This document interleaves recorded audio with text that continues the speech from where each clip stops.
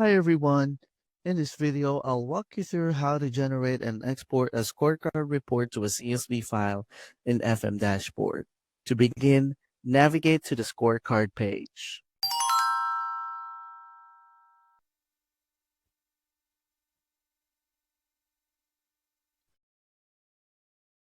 Select the desired from and to date for the report.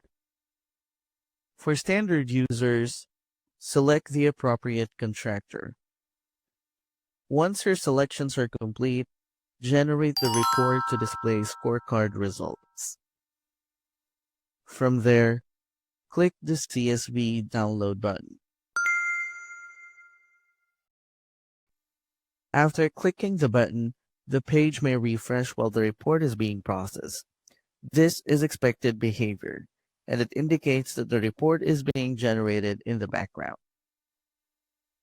Once the report has finished processing, an email containing the CSV download link will be sent to the email address associated with your FM Dashboard user account. If you do not receive the email right away, be sure to check your spam or junk folder, as automated emails can sometimes be filtered there. This process allows scorecard reports to be generated in the background and delivered securely through a downloadable CSV link sent via email.